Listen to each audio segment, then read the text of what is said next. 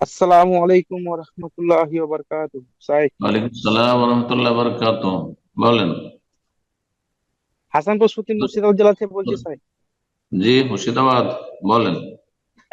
জি sir, জি। প্রশ্নটা হচ্ছে, ওই পেশায় রাজমিস্ত্রি কাজ করি। তো হুম। বিভিন্ন সময় বিভিন্ন রাজ্যে থাকি।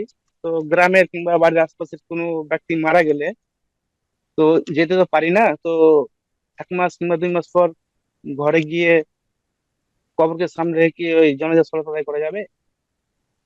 হ্যাঁ, কবর সামনে করে যাদের জানাজা পড়তে পারেননি গ্রামবাসী আত্মীয় স্বজন সালাত আদায় করতে পারবেন।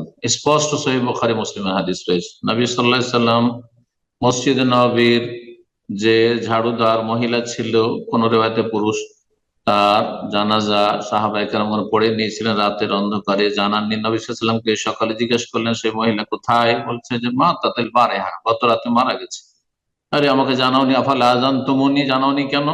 দুল্লুনি আলা কবরেহা, তার কবরটা দেখিয়ে দাও। কবর দেখিয়ে দেওয়া হলো। নবী সাল্লাল্লাহু আলাইহি সাল্লাম দাঁড়ান কবরের মাঝামাঝি আর সালাত আদায় করলেন কবরকে সামনে করে। সুতরাং জায়েজ, মা বাবা আত্মীয় স্বজন গ্রামবাসী কেউ, বিশেষ করে নামাজি ভালো মানুষ, মুত্তাকি পরেজগার মানুষ, জি, তাদের কবর সামনে করে জানাজা পড়তে পারবেন। সময়সীমা এর জন্য নির্ধারিত নেই, তবে নতুন হলে ভালো, যত নতুন নতুন হবে, 1 2 মাস 3 মাস 4 মাসের মধ্যে এরকম, কিন্তু এমন কোন সময়সীমা নির্ধারণ করা নেই শরীয়তে। জি, বারাকাল্লাহ ফিক।